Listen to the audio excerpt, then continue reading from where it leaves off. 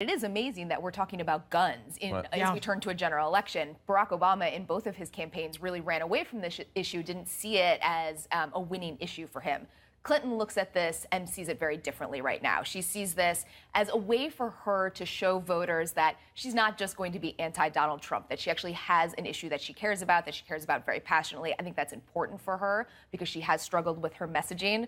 But it's interesting with Trump. I was at the NRA convention on Friday, and he had a script that he was trying desperately to stick to, though he really struggled with it a lot.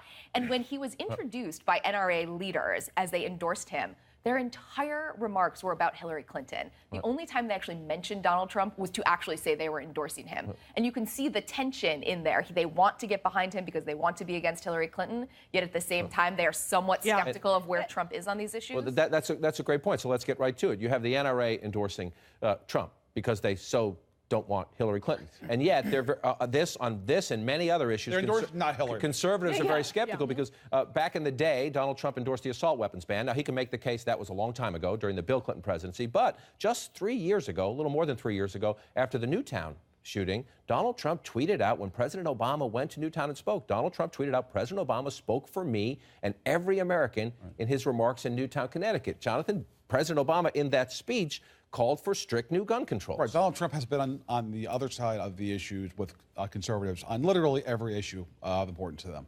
That's not new. Look, if you're conservative and you support Donald Trump, you have to basically make this entirely about Hillary Clinton.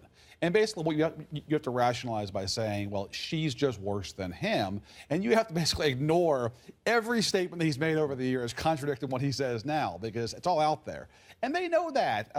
But, you know, he's put on the red jersey, and so they're rallying to his side because he's not Hillary. What's striking about the gun debate to me is that it really does capture how the era of persuasion politics is now over. We're in an era of mobilization politics. Right. Hillary Clinton is focusing on this issue because she wants to mobilize the Obama base out to support her, and that's one of the issues that really galvanizes them. And so for her, that is paramount now. It's not about persuading 5% of voters in the middle somewhere. It's about getting her folks out on election day. And grade for us the Trump effort.